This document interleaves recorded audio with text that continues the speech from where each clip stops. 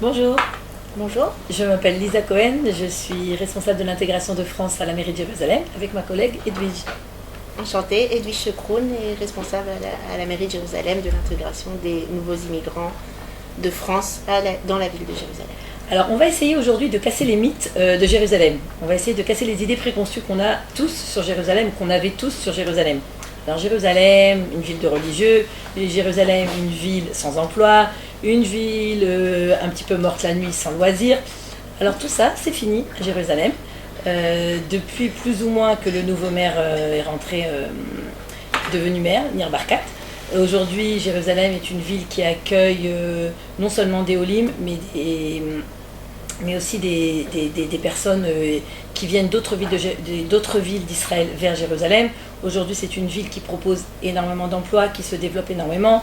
On a multiplié le nombre de startups par 8 en 2 ans. Au niveau justement de l'idée qu'on se fait que Jérusalem est une ville de religieux, alors pas du tout. Il n'y a pas du tout 80% de religieux à Jérusalem, ni même 50% de religieux à Jérusalem.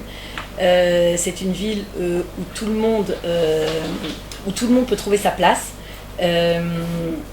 Donc ça c'est au niveau des religieux. Et au niveau des loisirs, c'est une ville aujourd'hui tosséset, on dit en hébreu, c'est-à-dire qui bouillonne, avec énormément d'activités le soir, des cafés, des restaurants, des cinémas, des théâtres, et évidemment les musées, la vie culturelle qui est très développée. Donc ça c'est pour casser les mythes de la ville de Jérusalem. Au niveau de son développement, le train est prévu pour dans à peu près 1 an. Le train qui reliera Jérusalem-Tel Aviv en 28 minutes. Donc qui va encourager les sociétés à s'implanter à Jérusalem, puisqu'une société qui s'implante à Jérusalem a de nombreux avantages par rapport aux autres villes d'Israël. Un quartier de bureaux qui va se créer aussi à l'entrée de la ville sur des milliers de mètres carrés. Tout ça donc en rapport avec le train, encore une fois qui va développer les allées-venues entre Jérusalem et Tel Aviv. Et à part ça, Jérusalem qui est une ville verte avec aujourd'hui énormément de parcs. On a le parc à Messila, c'est-à-dire l'ancienne voie ferrée qui s'est transformée en parc, surtout de sport, avec énormément de joggeurs, de personnes qui font du vélo, des installations sportives le long de l'ancienne voie ferrée. Et donc, il y a énormément de choses à faire pour les adultes et pour les enfants. Maintenant, ce qui concerne plus particulièrement la Aliyah et les services que propose la mairie au Olim, je vais d'abord laisser la parole à Edwige, qui va vous parler de l'intégration dans les quartiers. Voilà, alors comme vous l'avez compris, Jérusalem est une ville qui a énormément grandi ces dernières années et c'est une ville qui est divisée en plusieurs quartiers. La vie de quartier, elle est très importante, la vie aussi autour des synagogues est quand même très importante et le département de l'intégration de la mairie de Jérusalem a une quinzaine de responsables d'intégration de quartiers, dont 5 qui sont francophones, c'est-à-dire dans les quartiers où généralement sont rassemblés les Français, les Olim de France, il y a des coordinateurs d'intégration qui sont francophones et qui ont pour mission d'aider les nouveaux immigrants à prendre leur marque dans le quartier, à participer aux activités avec les Israéliens, à comprendre ce qui se passe dans les activités de l'école, à s'inscrire dans les structures pour la petite enfance et surtout à proposer de nombreuses activités, des activités d'intégration, des activités de loisirs, des activités sportives, etc. etc. À Jérusalem, on a aussi énormément de projets innovants, c'est-à-dire qu'au niveau social, depuis quelque temps, travaille à Jérusalem une assistante sociale qui s'occupe de toute la ville qui est francophone. Et il y a aussi des nombreuses équipes de bénévoles qui sont réparties sur toute la ville, aussi bien dans les bureaux de la mairie pour vous aider à faire les tâches administratives que vous avez besoin de réaliser face à la mairie, mais aussi dans les quartiers pour vous aider à faire des devoirs, à comprendre ce qui se passe. Et ce que je ne vous ai pas dit tout à l'heure, c'est que et le maire et son chef de cabinet sont très sensibles en fait, et au Olim, pas seulement au Olim de France, au Olim du monde entier, mais particulièrement au Olim de France. Ils sont conscients de la richesse culturelle que peuvent apporter les Olim et de leur richesse économique. Leur capacité d'entrepreneuriat, on a souvent vu que les Français ont une grande capacité d'entrepreneuriat et quand ils arrivent en Israël, ils créent des sociétés. Et aussi leur capacité à faire le pont entre les religieux et les non-religieux, c'est toujours le point que je mets en avant face aux maires, en leur disant qu'en France, on avait l'habitude de vivre entre religieux et non-religieux, et en très bonne entente, sans aucun problème. Je vais vous parler d'éducation plus particulièrement. Alors, d'abord, encore une fois, dans ces 2 dernières années, il y a eu énormément de progrès qui ont été faits au sein de la mairie et on a engagé énormément de monde qui parle français pour mieux servir les Olim de France. Alors, on a un référent, d'abord au département éducation de la mairie, on a un référent qui parle français. Ensuite, on a une médiatrice dans les écoles primaires, une médiatrice dans les écoles secondaires, un médiateur dans les écoles charedim, c'est-à-dire orthodoxes, et en hébreu on dit une kabbasit, c'est-à-dire une personne qui est responsable de faire appliquer la loi de l'éducation obligatoire jusqu'à 18 ans en Israël. On a également un centre de soutien scolaire qui s'adresse à tous les enfants de la ville et qui a lieu 2 fois par semaine et qui permet aux enfants donc d'avoir un soutien scolaire, mais pas seulement scolaire, mais aussi de différentes activités sociales et culturelles.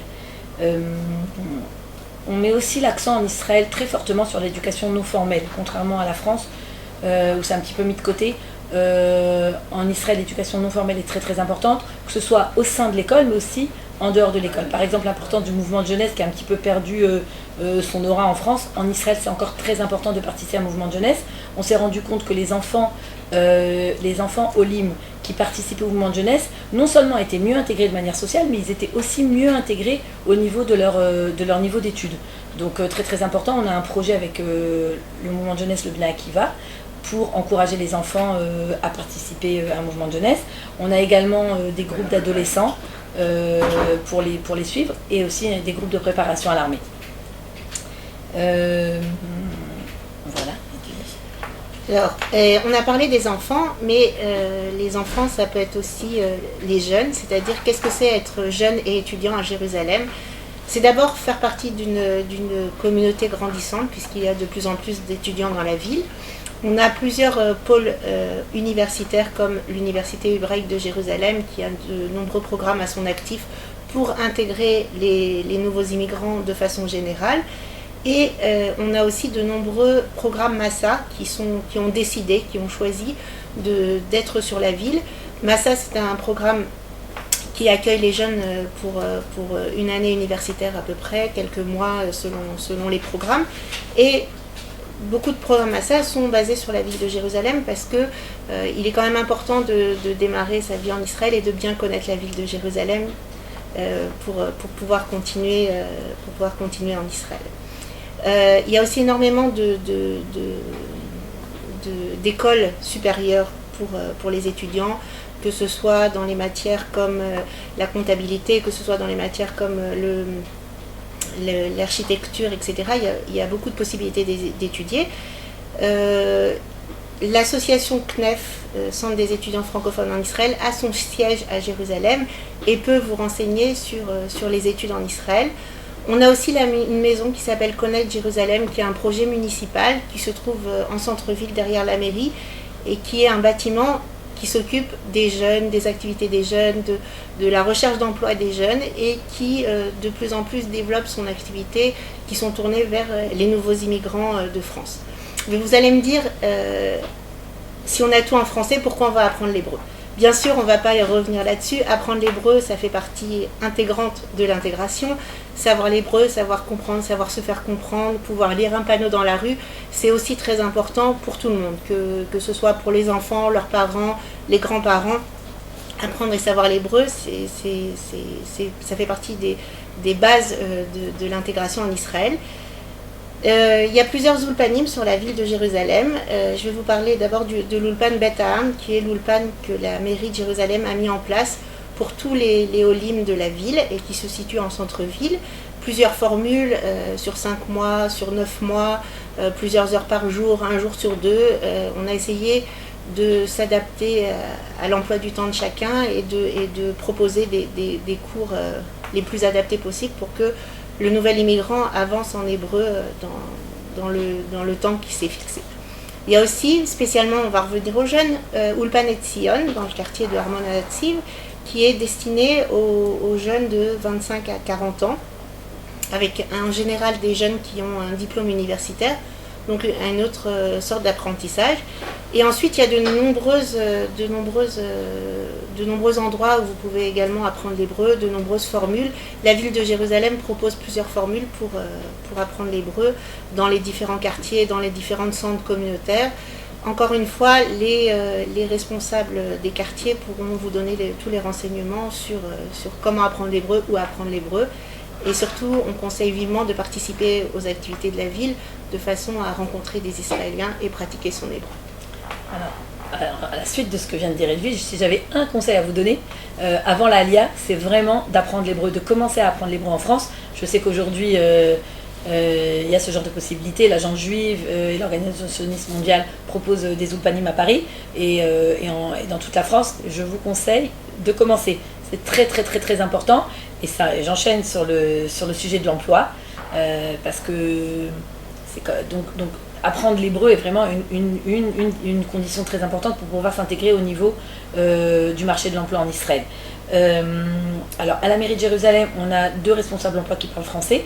Donc une qui s'adresse à toute la population et une qui s'adresse plutôt à la population des jeunes. Comme nous a rappelé Edwige, nous avons le centre Connect qui s'occupe qui est le centre des jeunes Olim à la mairie de Jérusalem.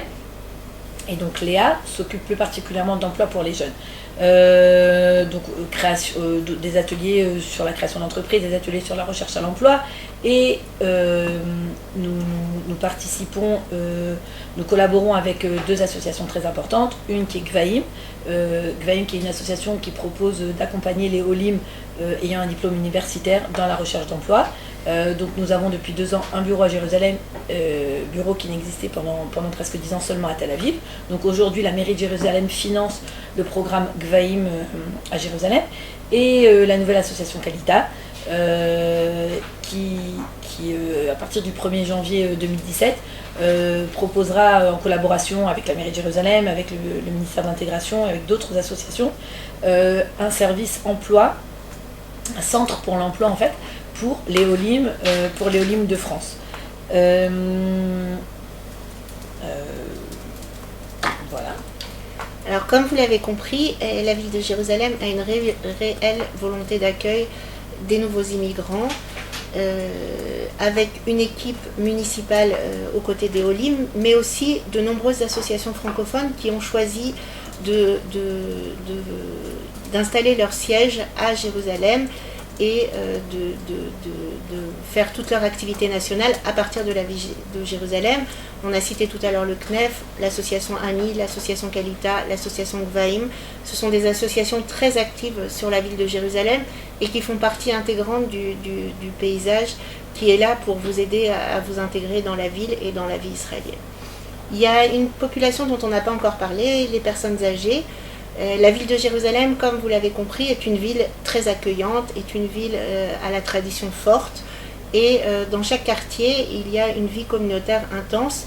Donc les personnes âgées ont beaucoup de plaisir à vivre dans la ville de Jérusalem, que ce soit par rapport à un rythme de vie autour de la synagogue, autour des activités de cours de Torah, etc.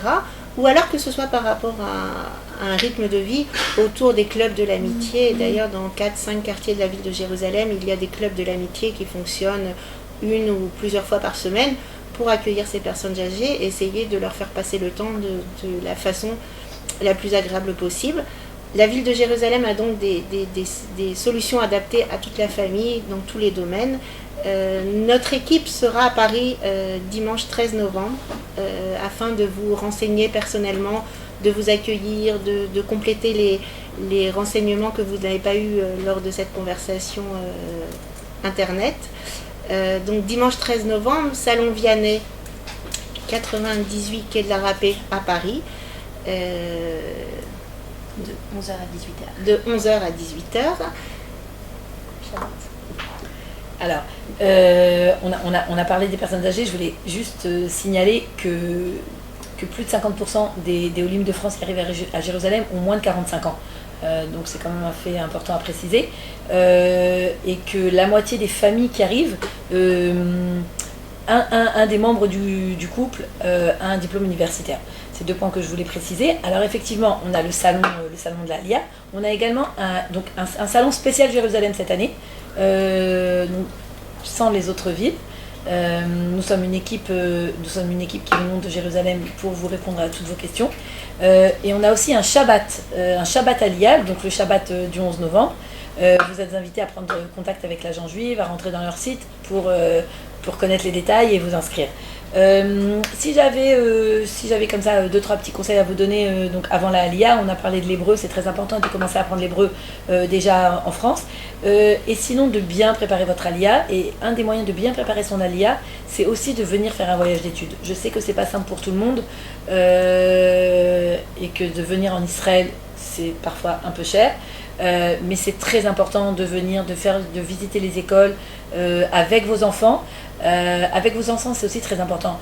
Il faut faire participer vos enfants à la décision de faire la Aliyah. On voit trop souvent aujourd'hui de familles qui arrivent avec des adolescents ou même des enfants plus petits qui n'ont pas été partenaires de cette décision ou partenaires même de toute cette organisation.